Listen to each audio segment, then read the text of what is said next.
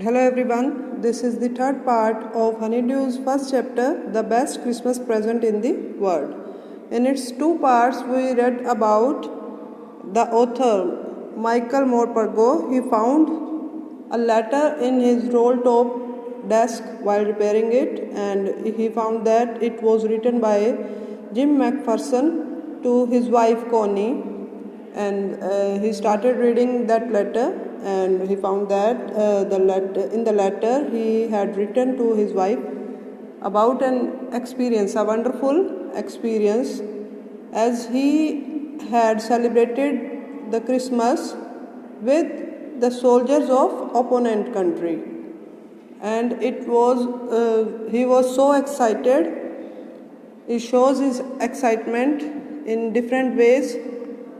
And now in this part we will know that what did author do after reading that letter. Let's start reading the third part. I folded the letter again and slipped it carefully back into its envelope. I here is the author Michael Morpurgo. तो author ने letter को फिर से fold कर दिया और उसे ध्यान से एनवेलप में डाल दिया. I kept awake all night. मैं पूरी रात जागता रहा. By morning I knew what I had to do. सुबह तक मैं जान गया कि मुझे क्या करना चाहिए था. I drove into Bridport just a few miles away. मैंने ब्रिडपोर्ट की ओर मैं रवाना हो गया जो कि कुछ मील दूर ही था. I asked a boy walking his dog where Copper Beaches was. Author ने एक लड़के से पूछा जो कि अपने कुत्ते को टहला रहा था कि कॉपर बीचेस कहाँ थे. जो एड्रेस उस लेटर इनवेलप पर लिखा हुआ था वही एड्रेस के बारे में ऑथर उस लड़के से पूछता है, और ये एड्रेस उसे बताता है house number 12. Turned out to be nothing but a burned out shell, the roof gaping, the windows boarded up. House number 12 जो था वो अब और कुछ नहीं, सिर्फ जला हुआ शेल बनकर रह गया था. जला हुआ घर, यानी उसे आग लग चुकी थी, ख़त्म हो चुका था. द रूफ गैपिंग, छत भी बीच में से जल चुकी थी पूरी तरह से. द विंडोज़ बॉडीड अप, जो खिड़कियां थी उसे भी लकड़ी के तख्तों से, बोर्ड से कवर कर दिया गया था. I knocked at the house next door and asked if anyone knew the whereabouts of a Mrs. McPherson. तो जो लेखक है, ऑथर है, उसने अब उस घर में तो आग लग चुकी थी, वो पूरी तरह से तबाह हो चुका था और कोई दिखाई नहीं दिया. तो उसने साथ वाले घर पे नॉक किया और पूछा कि यहाँ पर मिसिस मैकफरसन के बारे में कोई कुछ जानता है. Oh yes, said the old man in his slippers. एक बूढ़ा आदमी वहाँ से आया स्लीपर्स में और उसने कहा, ओ हाँ. ही न्यू हर वेल, वो उसे अच्छे तरह से जानता था. A lovely old lady, he told me, a bit muddle headed, but at her age she was entitled to be, wasn't she.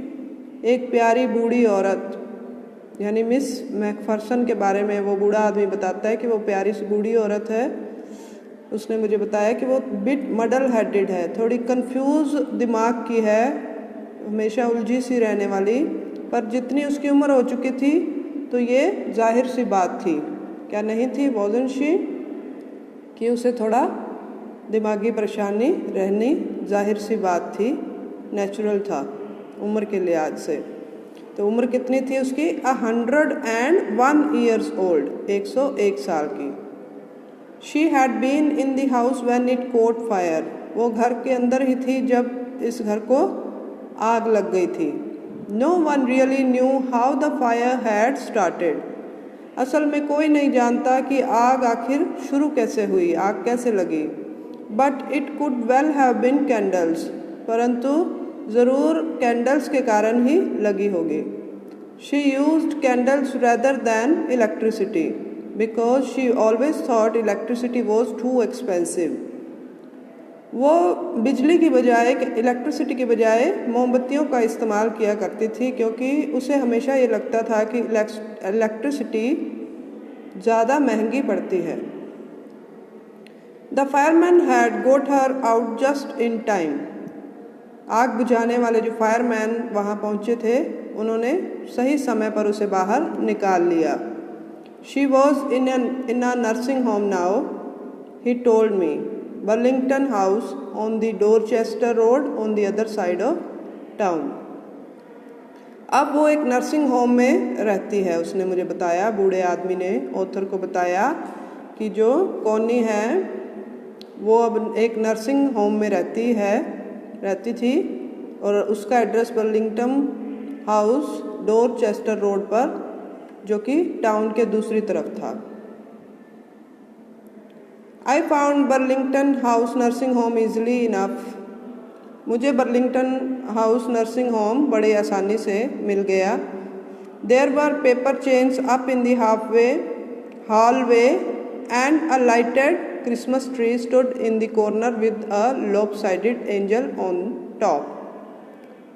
वहाँ सजावट की हुई थी, कागज़ की लड़ियाँ लगी हुई थी हॉलवे के अंदर, और क्रिसमस ट्री चमक रहा था कॉर्नर में बड़ा हुआ, और उसके टॉप पर एंजल लगी हुई थी, चमचमाती हुई। टॉप पर एक परी लगी हुई थी, जैसे क्रिसमस ट्री की सजावट करते हैं।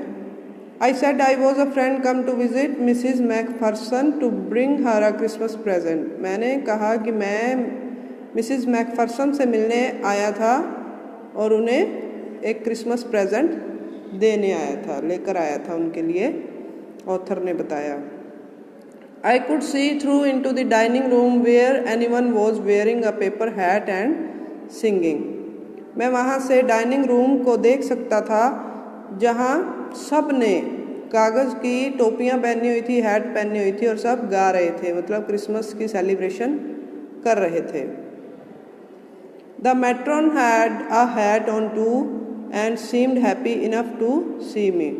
मैट्रॉन, जो वहाँ की देखभाल करने वाली, उसने भी एक हैट पहना हुआ था और वो भी खुश लग रही थी मुझे देखकर।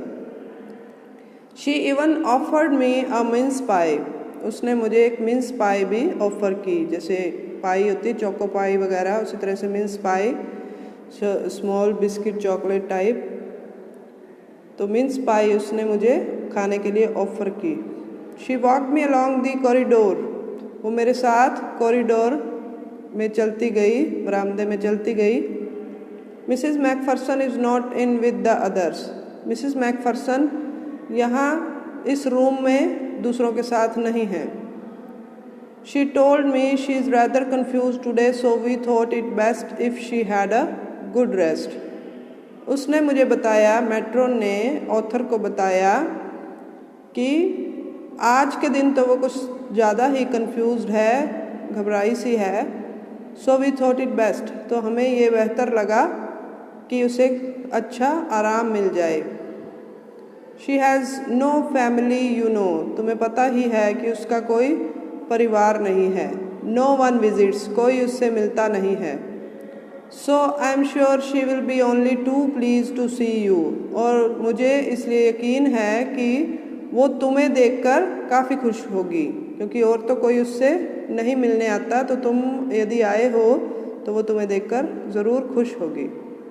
She took me into a conservatory with wicker chairs and potted plants all around and left me. वो मुझे एक कंजर्वेटरी में ले गई।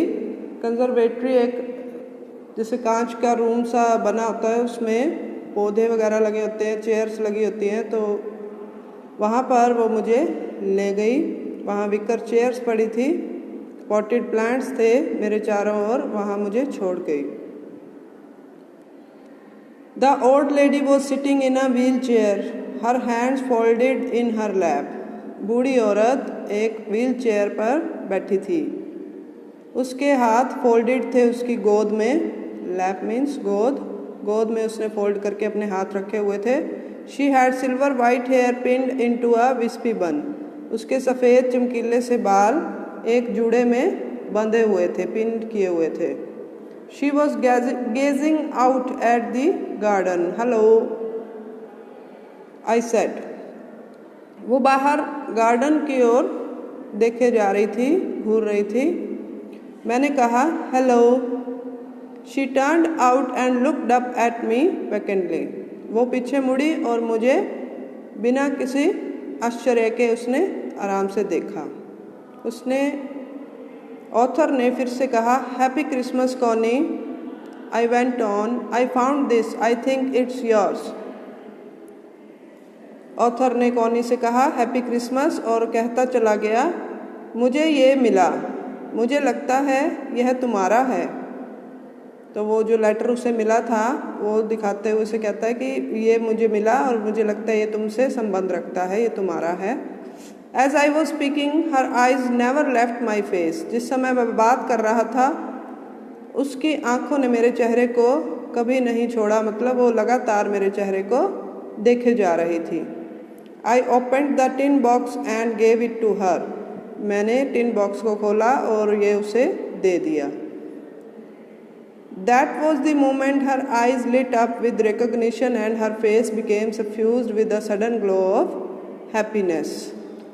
वो ऐसा पल था जब उसकी आंखों में चमक आ गई, यानी उस टिन बॉक्स को देखकर उसकी आंखों में चमक आ गई कि उसने उसे पहचान लिया। विद रिकॉग्निशन, उसने पहचान लिया और उसके चेहरे पर अचानक ही खुशी की लहर दौड़ गई। सफ्यूज्ड, चारों ओर उसके चेहरे पर खुशी फैल गई। I explained about the desk, about how I had found it, but I don't think she was listening. मैंने जो डेस्क मुझे मिला था, जिसकी ड्रॉर में मुझे ये टिन बॉक्स मिला था, वो सब कुछ मैंने उसे एक्सप्लेन किया और मुझे कैसे ये बॉक्स मिला ये सब कुछ बताया, परंतु मुझे नहीं लगता कि वो मेरी बातों को सुन रही थी। For a while she said nothing. एक पल के लिए वो कुछ नहीं बोली, but stroked the letter tenderly with her fingertips. और वो अपने हाथों की उंगलियों की टिप्स से लेटर को सहला रही थी, स्ट्रोक कर रही थी। Suddenly she reached out and took my hand. अचानक वो मेरी तरफ बढ़ी और मेरा हाथ पकड़ लिया। Her eyes were filled with tears. उसकी आंखों में आंसू आ गए थे। You told me you would come home by Christmas, dearest, she said, and here you are, the best Christmas present in the world. तुमने मुझसे कहा था तुम क्रिसमस पर घर आओगे मेरे प्यारे, उसने कहा, और तुम आ गए और ये मेरे लिए द बेस्ट क्रिसमस प्रेजेंट है पूरी दुनिया का। Come closer Jim dear, sit down. और उसने कॉनी ने कहा पास आओ जिम डियर और नीचे बैठो। इसका मतलब है कि वो जो कॉनी थी बूढ़ी हो चुकी थी, अब उसे गलत फहमी हो रही थी। उसको ऑथर को जिम मैकपर्सन से मैच कर रही थी। उसे लग रहा था जिम मैकपर्सन आया है क्रिसमस के, उसने वादा किया था क्रिसमस पर आएगा, तो वो मिस्टेकनली उसे जिम समझती है और उसे अपने पास बैठने के लिए कहती है। I sat down beside her and she kissed my cheek. Author भी उसकी भावनाओं को ठेस नहीं पहुंचाना चाहता, मतलब उसे नहीं कहता कि मैं तुम्हारा जिम नहीं हूँ या कुछ भी है। वो भी उसके बातों के अनुसार वहाँ बैठ जाता है उसके पास में और वो उसकी चीक पर किस कर लेती है। I read your letter so often, Jim, every day. मैं तुम्हारे लेटर को अक्सर पढ़ती हूँ जिम, हर रोज़ पढ़ती हूँ। I wanted to hear your voice in my head. मैं तुम्हारी आवाज़ को अपने दिमाग में सुनना चाहती हूँ। It always made me feel you were with me. और लेटर बार बार पढ़ने से मुझे ऐसा लगता है जैसे तुम मेरे साथ ही हो। एंड नाउ यू आर, और अब तुम सच में आ गए हो। Now you are back, you can read it to me yourself. अब तुम वापस आ गए हो तुम, मुझे ये लेटर अपनी आवाज़ में पढ़कर सुनाओ। Would you do that for me Jim dear? Jim dear, प्रिय जिम, क्या तुम ये मेरे लिए करोगे? I just want to hear your voice again, मैं तुम्हारी आवाज़ को दोबारा सुनना चाहती हूँ। I would love that so much, जो मुझे बहुत ही ज़्यादा पसंद है। And then perhaps we will have some tea, और फिर शायद हम कुछ चाय भी पियेंगे। I have made you a nice Christmas cake, marzipan all around, मैंने तुम्हारे लिए स्वादिष्ट केक बनाया है, मार्जिपान जो तुम्हें बहुत पसंद है, चारों ओर मार्जिपान मैंने लगाया है केक के। जो मैंने बताया था आपको, बादाम का जो केक है उससे टॉपिंग भी कई बार की जाती है केक की, तो वो उसने क्रिसमस केक के चारों ओर उससे टॉपिंग की है। I know how much you love marzipan, मैं जानती हूँ तुम्हें मार्जिपान कितना ज़्यादा पसंद है। तो यहाँ पर ये चैप्टर फिनिश होता है और हमने ये जाना कि कोनी जो इतनी एज्ड हो गई है तो अभी भी उसे वो सारी बातें याद है, और वो ऑथर जिम माइकल मोरबर्गो को जिम समझती है। आई होप कि आपको सब क्लियर है अब। तो नेक्स्ट वीडियो में फिर से मिलते हैं। Thank you. Till then take care, bye bye.